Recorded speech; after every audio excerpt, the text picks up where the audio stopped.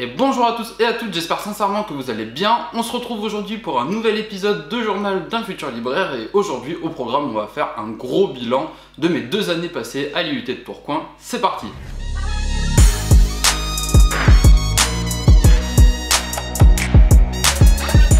Alors pour commencer, pourquoi l'IUT de Tourcoing et quel IUT en vérité? Genre quel DUT est-ce que j'ai fait? J'ai choisi cet IUT là parce que c'était un IUT métier du livre, enfin information communication, option métier du livre, spécialité librairie édition. Voilà, un nom à rallonge pour dire la majorité du temps qu'on est des métiers du livre.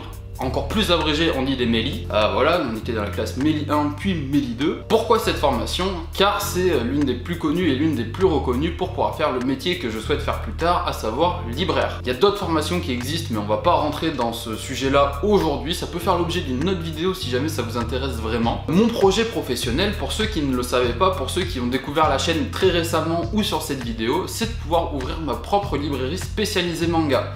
Alors je ne sais pas où encore, je ne sais pas sous quel format, je ne sais pas exactement voilà, tous les tenants et les aboutissants de ce qui va se passer par la suite. C'est encore à définir et le marché évolue relativement vite, mine de rien. Mon objectif personnel c'est ça, à plus ou moins long terme, c'est très difficile de se projeter là-dessus. Et voilà, j'espère sincèrement un jour pouvoir vous faire une vidéo dans laquelle je dirai la librairie est ouverte, venez me donner vos sous. Non je rigole, venez acheter des mangas.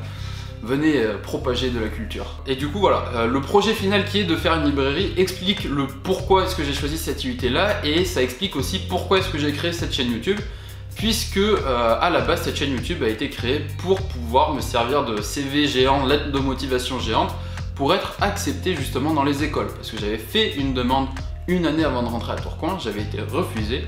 Donc je me suis dit j'ai une année à faire ce que je veux entre guillemets, autant que je m'en serve pour avoir un bon dossier et pour pouvoir rentrer plus facilement. D'où les vidéos, et ça a plutôt bien fonctionné puisque Tourcoing m'a clairement dit noir sur blanc que si j'étais accepté c'était uniquement grâce à ça.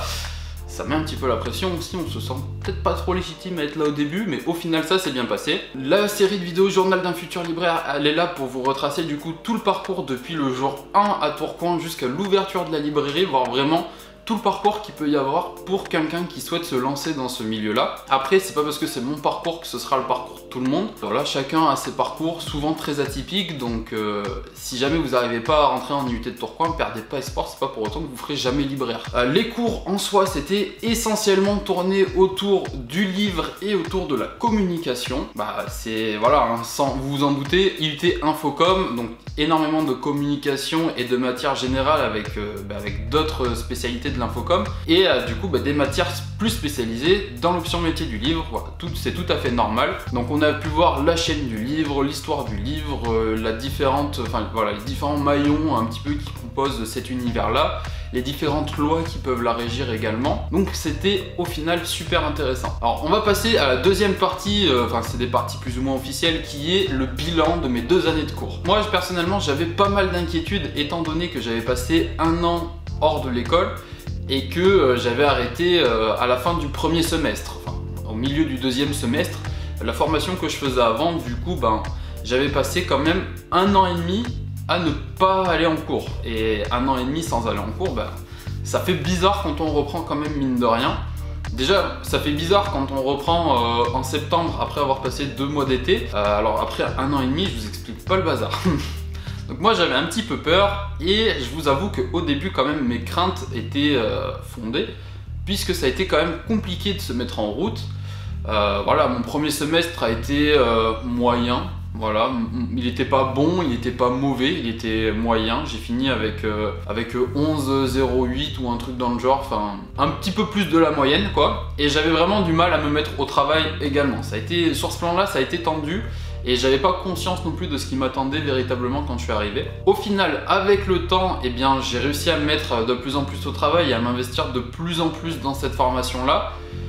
Étant donné aussi que j'ai vu qu'on nous faisait faire pas mal de mise en pratique, et mine de rien la mise en pratique c'est super important, surtout dans un métier de passion comme celui-là, comme celui du métier de libraire et d'éditeur. Donc ça m'a vraiment mis le pied à l'étrier, ça a vraiment alimenté ce désir de devenir libraire, donc je me suis donné de plus en plus en fait tout simplement pour les cours. Et au final, la première année était surtout tournée autour de la librairie, la deuxième plutôt autour de l'édition, et malgré du coup un manque d'intérêt, je trouve, enfin pour ma part, pour ce qu'on a pu voir en deuxième année pas mal de fois, toutes les matières qui étaient liées à l'édition, ça m'a pas spécialement plu. Voilà, je sais que c'est un milieu qui me passionne pas plus que ça, même si c'est intéressant, ça me passionne pas plus que ça. Bien moins que la librairie en tout cas. Voilà, j'avais un petit peu peur en début de deuxième année, j'ai eu une petite période de flottement. Au final, ce qui s'est passé, c'est que ma moyenne n'a fait que monter au cours des 4 semestres. J'en suis content, hein, je vous cache pas. J'ai commencé à 11 et j'ai fini à presque 14. Donc ça fait plaisir, c'est vraiment cool, je suis très content. Je suis fier en fait plus qu'autre chose de voir que j'ai été capable d'assimiler ce qu'on a pu voir et que j'ai été capable de me refondre dans le moule de l'étudiant, que j'avais plutôt fui du coup auparavant. Et donc au final je dirais que c'est 2 années qui se sont, sur le plan des cours, qui se sont très bien passées. Ensuite, comme la vie étudiante c'est pas uniquement la vie en termes, c'est pas que les cours, une vie étudiante, je vais également vous faire un petit bilan de ce qui s'est passé en dehors, sans rentrer trop dans le perso non plus, parce qu'après c'est ma vie privée, ça me regarde que moi. Si je dois vous faire un bilan un petit peu de ce qui s'est passé autour, eh bien j'ai trouvé que Tourcoing c'était un univers vraiment très propice. Alors déjà qu'il y en a, ils voient Tourcoing comme le bout de la France, si en plus je parle d'univers quand je parle de la ville, c'est sûr que là c'est terminé. Mais voilà, sachez que Tourcoing c'est une jolie ville, et que surtout à côté de Tourcoing, il y a Lille. Alors évidemment pour les plus fêtards d'entre vous, c'est une aubaine hein, d'avoir une ville comme Lille à côté, mais pour tout ce qui est le plan culturel, tout ça, Lille c'est également vraiment une pépite cette ville. Il y a beaucoup de choses à faire, de monuments à visiter, de librairies à visiter, il y a plein de trucs culturels différents, il y a plein de cinémas, il y a des théâtres, il y a un opéra, enfin c'est vraiment trop bien comme ville. Tourcoing en soi, il n'y a pas grand chose, mais c'est une demi-heure de métro de Lille, c'est 15 minutes en voiture s'il n'y a pas de monde sur la route, c'est une demi-heure de tramway, il y a le vélo pour y aller, enfin vous pouvez vous débrouiller, enfin il n'y a pas de souci là-dessus, c'est très bien desservi. N'ayez pas peur, c'est pas parce que vous êtes à Tourcoing que vous êtes enfermé à Tourcoing, vous pouvez bouger très facilement. De plus, si jamais vous êtes véhiculé ou même si vous prenez les transports en commun, il y a la Belgique juste à côté, il y a les Pays-Bas qui sont pas loin, l'Angleterre qui est pas loin, il y a l'Allemagne qui est pas loin. Alors actuellement c'est compliqué avec le Covid et tout. Vous pouvez très bien être en cours la semaine, et si vous avez un week-end de libre, pour pas très cher, vous en tirez avec un petit week-end à Londres, un petit week-end à Amsterdam ou quoi, enfin ça se fait facilement. Pas pour autant que je l'ai fait, hein, je vous le cache pas. Mais sur le plan sportif, parce que voilà, il faut y venir aussi, mais il y a énormément de clubs différents dans la ville de Lille, donc si jamais vous pratiquez un sport habituellement et que vous vous dites je sais pas si je vais pouvoir le continuer l'année prochaine, si c'est juste par peur de ne pas trouver de club, rassurez-vous, il y a de fortes chances que ça existe. Donc moi j'ai pu continuer le basket, j'en ai pas fait ma première année, mais j'en ai refait lors de ma deuxième année. Et donc après ça m'a pris quand même quasiment tous mes week-ends, hein, donc là-dessus c'était compliqué de faire autre chose. Mais voilà, sur le plan sportif et culturel, d'être à Tourcoing avec Lille juste à côté, c'est vraiment une aubaine, n'ayez pas peur là-dessus. Sur le plan des rencontres, j'ai pu rencontrer beaucoup de personnes, que ça soit en cours, où j'ai vraiment fait, on avait vraiment une très bonne promo, de plus en plus soudés en plus au fil du temps. Ça a été assez compliqué les premiers mois, et au final, plus on avançait dans le DUT en fait, et plus on était tous soudés main dans la main, et c'était super agréable d'aller en cours et d'évoluer avec ces personnes-là, de travailler avec elles. Ça m'a permis, de par l'IUT et grâce à YouTube, j'ai eu la possibilité de rencontrer pas mal de professionnels également, que ce soit des maisons d'édition, bon ça c'est plutôt par rapport au cours, mais également des libraires, que ce soit par rapport au cours ou par rapport à YouTube, des personnes que j'ai pu côtoyer pour des vidéos et que je continue de voir maintenant, d'autres personnes que je vois plus, mais ça c'est après c'est la vie. Mais par exemple, grâce à YouTube, j'ai pu faire la connaissance de Flo de Manga d'Ocase, qui est une personne en or. J'ai pu faire la connaissance également de Damien de Astro City. Enfin, il y a vraiment que des personnes trop cool. Elodie de la baignoire d'Archimède, enfin Elodie et Florence de la baignoire d'Archimède, je les connaissais déjà d'avant. Mais c'est aussi ce désir de faire libraire plus tard qui a pu me permettre de me rapprocher de cette équipe. Donc c'est sans oublier, là j'ai un gros trou de mémoire au niveau du nom du libraire autour du monde, mais je l'apprécie vraiment énormément parce que c'est le premier qui m'a permis de me lancer sur cette série, sur la série Librairie Tour. C'est le premier qui a accepté que j'aille tourner dans sa librairie, et mine de rien, c'est super gentil de sa part parce qu'on y a vraiment été à l'aveugle. Et on est tous les deux contents du format que ça a rendu. Mais après voilà, autour du monde, étant donné que c'est de la librairie de voyage, la littérature de voyage, je suis moins amené à y retourner, du coup je ne l'ai pas revu depuis, mais sinon tous les autres je les ai revus. Par rapport à YouTube, je le reconnais, à partir du moment où j'ai été accepté en métier du livre, j'ai vraiment relâché YouTube.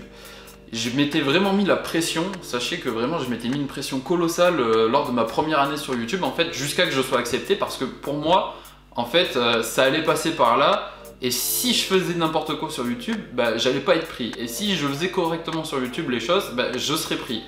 Je voyais pas les choses différemment, donc je m'étais vraiment donné à fond, j'ai investi vraiment pas mal de matériel. En vrai, pour être totalement transparent avec vous, lors de ma première année sur YouTube, j'ai investi, je crois, 1200 € de matos, uniquement pour filmer, sans parler de tous les mangas que j'ai pu acheter. Voilà, parce que je me mettais aussi un petit peu la pression là-dessus en me disant bah je vais acheter plein de mangas, comme ça je pourrais faire des vidéos achats, je pourrais en présenter d'autres. Pour moi c'était un outil professionnel et donc je m'étais vraiment mis la pression là-dessus. Donc à partir du moment où j'ai été accepté, j'ai vraiment tout relâché et les vidéos sont devenues beaucoup plus irrégulières. De moins en moins sur le thème du manga, pas que ça me déplaît, hein, c'est toujours une de mes passions premières, le manga, c'est indéniable. Mais voilà, j'ai pris peut-être plus de liberté et il y a eu une très longue période de quasiment 7 mois sans poster de vidéo. Et voilà, vraiment je m'étais vraiment perdu par rapport à YouTube. Je me suis dit est-ce que j'arrête, est-ce que je continue. Et il y a aussi un autre truc qui fait que j'ai fait tellement de montage pour ma première année alors que j'aime pas ça, ce qui fait que ça m'a vraiment dégoûté. Et à la fin, j'ai toujours plaisir en fait à allumer la caméra, à vous parler d'un sujet, mais de savoir que je vais passer 10 heures à faire du montage derrière, ça me prenait la tête, je vous le cache pas, je vais être totalement honnête avec vous. Et donc c'est aussi une des raisons qui fait que ça m'a bien freiné.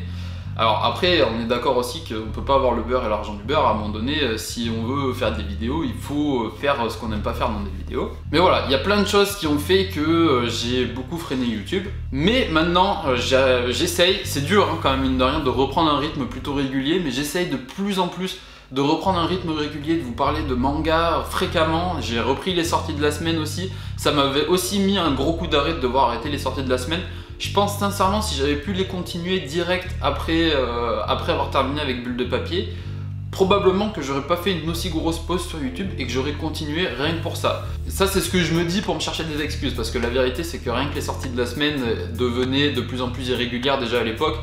Donc je sais pas, je pense que indéniablement j'aurais eu cette grosse pause quoi qu'il arrive. Mais maintenant je suis ressourcé on va dire par rapport à YouTube, ça va beaucoup mieux. Et du coup en termes de format, il y a eu de nouvelles choses qui sont arrivées sur la chaîne aussi pendant cette période là. Il y a eu Journal d'un futur libraire, comme j'ai pu vous parler au tout début de la vidéo, où je vous parle de mon parcours en partant de zéro jusqu'à la création de la librairie. Donc ça c'est une série de vidéos qui va pouvoir durer ad vitam aeternam, hein. Ça peut durer très longtemps, avec un format plus ou moins régulier. Il y a eu les vidéos librairie tour également qui sont apparues sur la chaîne. C'est vraiment un format que j'ai vraiment kiffé faire et que je vais continuer de faire l'année prochaine. Je l'espère avoir le temps, mais ça va être super compliqué. Mais voilà, librairie tour c'est vraiment l'occasion de se faire des contacts, c'est l'occasion de visiter des librairies, d'apprendre à connaître des libraires, d'apprendre à connaître des univers, parce que pour moi l'univers de la littérature voyage c'était quelque chose de complètement lointain.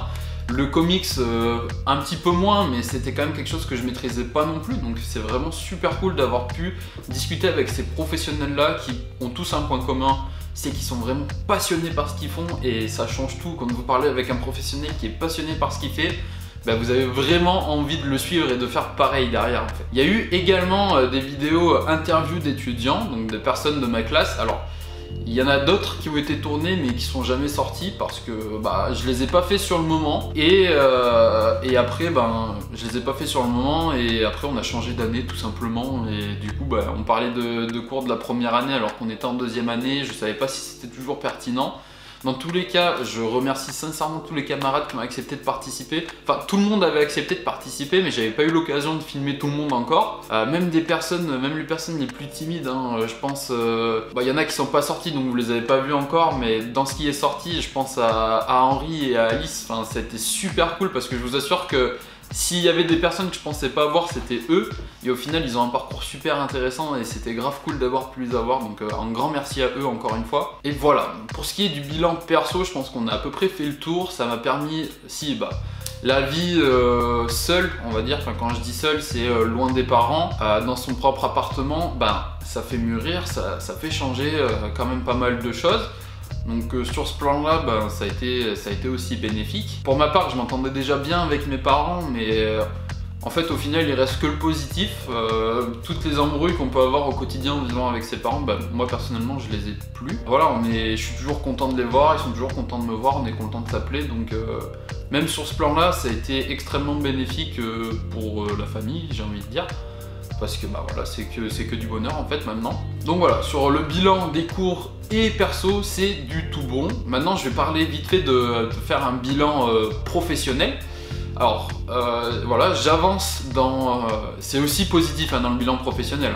J'avance dans ma réflexion par rapport à la librairie. Je peux pas encore vous dire ce que je prévois de faire parce que je peux pas le dire tout simplement. C'est pas complètement défini, c'est pas arrêté, c'est pas inscrit dans le marbre. Et voilà, et puis en plus, on sait comment ça se passe. Des fois, tu balances une idée et tu te rends compte que quelqu'un d'autre le fait juste avant. Tiens. Donc, quand c'est des vidéos, c'est pas grave, mais quand c'est des projets perso comme ça, c'est toujours rageant de vous dire que quelqu'un a sorti le même concept que vous juste avant vous. C'est un petit peu...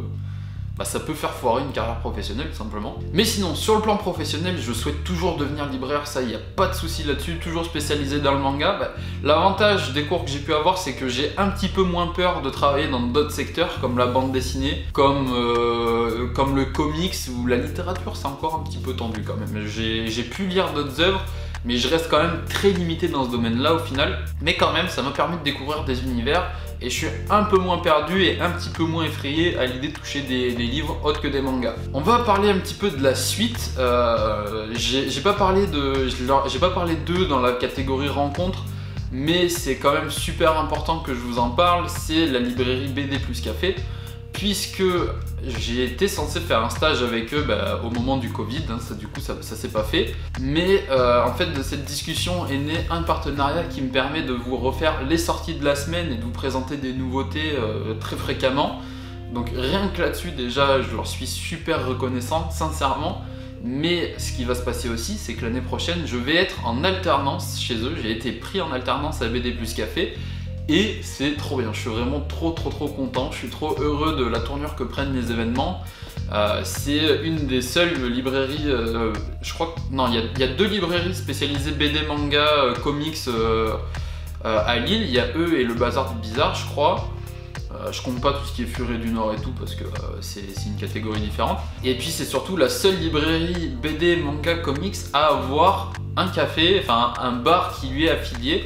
Voilà, c'est une librairie café tout simplement. C'est quelque chose qui se démocratise de plus en plus, mais ça reste quand même encore un petit peu de la niche. Donc je suis vraiment super content de pouvoir faire ça avec eux. J'espère et je sais que je vais apprendre plein de choses. Ça va être trop cool et j'ai juste hâte de commencer. La première, comment dire, ça j'en reparlerai dans un futur épisode de Journal d'un futur libraire. Mais grosso modo, le rythme d'alternance, ça sera 3 semaines en librairie, 1 semaine en cours. Avec tout le mois de décembre en librairie et tout le mois de septembre en cours. Donc là, en fait, véritablement, j'arrive en librairie que début octobre. Mais voilà, septembre, ce sera l'occasion de revoir des têtes que je connais en cours et tout, ça va être cool. Donc voilà pour le bilan professionnel. D'après ce que je peux vous dire pour l'instant, des constats que j'ai pu faire, c'est que je veux toujours faire ce métier-là. La passion n'est pas partie, clairement pas. Je suis juste de plus en plus motivé à le faire. Je sais juste pas forcément trop sous quel format, comme j'ai déjà pu vous le dire. Donc bah en vrai j'aurais plein de personnes à remercier, hein, que ce soit l'IUT de Tourcoing parce qu'ils m'ont donné ma chance et que ça mine de rien, sans eux ça aurait pas été possible. Que ça soit BD plus Café de m'avoir permis de faire les sorties de la semaine et de me donner ma chance pour l'alternance, bah, c'est pareil, un grand merci à eux. Un grand merci à tous les libraires qui ont accepté de participer à Librairie Tour. Un grand merci à tous les camarades qui ont accepté de participer aux interviews étudiants. Enfin, j'ai vraiment énormément de personnes à remercier. Particulièrement aussi la librairie Bulle de Papier à Brive. Parce que ça a été chez eux que j'ai fait mon premier stage en librairie. Ça a été chez eux que j'ai fait mon deuxième stage en librairie. Ça a été chez eux que j'ai découvert tout cet univers-là, c'est eux qui m'ont parlé de la formation, c'est eux qui m'ont donné ma chance à la foire du livre de Brive, c'est grâce à eux que j'ai pu faire de la radio aussi également, donc sur Brénige FM, une radio briviste. C'était pas un truc national, hein, rassurez-vous, mais ça a été quand même une première expérience et j'avais adoré. J'ai pu passer 2 fois, les 2 fois c'était génial. Enfin, ils m'ont vraiment permis de faire plein de choses, ils m'ont motivé, ils m'ont fait découvrir plein de trucs, ils m'ont parlé sans tabou de tout ce que j'avais à savoir pour faire de la librairie, une implantation, tout ça. Enfin, un grand merci, que ça soit aux libraires ou aux gérants, vraiment ils ont toujours été super top. Ils ont également accepté de participer au projet éditorial. J'en ai pas parlé dans cette vidéo, j'en ai parlé dans l'épisode juste avant, donc si jamais vous voulez savoir ce que c'est, allez voir l'épisode d'avant, vous saurez tout ce qu'il faut savoir. Donc voilà, un grand merci à eux, sincèrement c'est grâce à eux que tout ça est possible. Un grand merci à toutes les personnes qui ont accepté de participer au projet éditorial, que ça soit du coup, je vais vous donner les noms, mais il y a Manga d'Occasion à Lille qui a accepté de participer, il y a Bulle de Papier à Brive, il y a Antosama qui a accepté de participer, il y a Idan de Manga Corp, il y a Orion Manga qui a accepté de participer. Il y a les lectures infernales d'Akutaku qui est une petite blogueuse sur Instagram qui a accepté de participer. Enfin vraiment, toutes les personnes qui ont participé ont été top. Ils ont tous été super gentils, super prévenants par rapport au projet, c'était super cool. Les libraires Elodie et Florence de la baignoire d'Archimède aussi, je passe tout le temps les voir parce qu'elles sont juste à côté de Bulle de Papier et pareil, toutes les deux elles ont toujours été super motivantes, super à l'écoute de n'importe quel besoin par rapport que ce soit au métier de libraire ou à la littérature en général. Elles m'ont toujours porté conseil, tourne-toi vers cet ouvrage, lis ça, c'est super important. Donc voilà, ça a été des personnes aussi très importantes dans le parcours. Je pense qu'elles vont pas voir la vidéo, mais c'est important pour moi que je les cite. Voilà, je sais pas si j'ai fait le tour, je pense quand même. Et un grand merci du coup à toutes les personnes qui m'ont soutenu, hein, parce que vous avez été nombreux. Je sais que de passer de vidéos de manga à vidéo de moi qui parle de mes cours, ben, ça fait quand même un gros changement sur le plan éditorial de la chaîne. Je sais que j'ai perdu beaucoup de monde avec ça, je sais également que j'ai perdu beaucoup de monde avec la longue pause et mon irrégularité, mais il y a des têtes qui étaient là au début et qui sont toujours là, et c'est toujours un plaisir de lire vos commentaires, sachez-le, ça me fait toujours chaud au cœur, je suis trop content de vous lire. Il y a des nouvelles têtes que je connaissais pas et qui commentent, et c'est pareil, je suis trop content de vous lire, donc vraiment n'hésitez pas à échanger, que ce soit dans les commentaires, sur YouTube, sur Instagram, sur Twitter ou sur le Discord. Je suis un peu moins actif sur le Discord quand même, je vous cache pas, mais dès que je peux, j'essaye d'y aller parce que ben, les gens sont super cool dessus et tout, donc, et c'est vraiment un lieu de partage. Il y en a quelques-uns qui partagent souvent des vidéos, des nouvelles, ce genre de choses, donc c'est vraiment un lieu, c'est vraiment the place to be si vous voulez y aller. De toute façon, tous les liens sont dans la description pour ça. Voilà, je pense que j'ai suffisamment parlé, j'ai suffisamment déblatéré de tout ce que j'ai pu faire au cours de cette année, de ces 2 années d'ailleurs. Je vous ai parlé de ce qui allait se passer ensuite avec l'alternance. Donc je pense que cette vidéo touche à sa fin. Ça a été mon bilan de mes 2 années à Tourcoing. Au final, que du positif, vraiment. Malgré toutes les inquiétudes que je pouvais avoir en partant, que ce soit les miennes, celles de mes parents, je pense que maintenant tout le monde est rassuré, il n'y a pas de souci. J'ai surkiffé ce que j'ai fait pendant mes 2 années. Bon, pas toujours, mais si je prends le global, j'ai vraiment adoré ce qu'on a pu voir en cours. Ça a été top, les profs ont été top avec nous, vraiment à l'écoute. Ça n'a pas grand chose à voir avec ce que j'ai pu avoir à Brive par exemple. Même si certains étaient à l'écoute, hein, je crache pas sur tout le monde bien sûr. Dans l'ensemble, que du positif. Si jamais vous avez la moindre question, que ce soit sur mon parcours, sur l'IUT ou sur ce que vous voulez, n'hésitez sincèrement pas à me les poser. J'ai pas eu la chance de trouver les vidéos que je souhaitais trouver quand j'ai fait mes recherches sur le milieu, sur la formation. Alors si je peux vous aider, ce sera avec plaisir, sincèrement. Alors n'hésitez pas à me les poser sur tous les réseaux, peu importe lequel, ça me fera toujours plaisir. Et je vous dis à très vite pour une prochaine vidéo. Prenez soin de vous, à la prochaine, ciao ciao.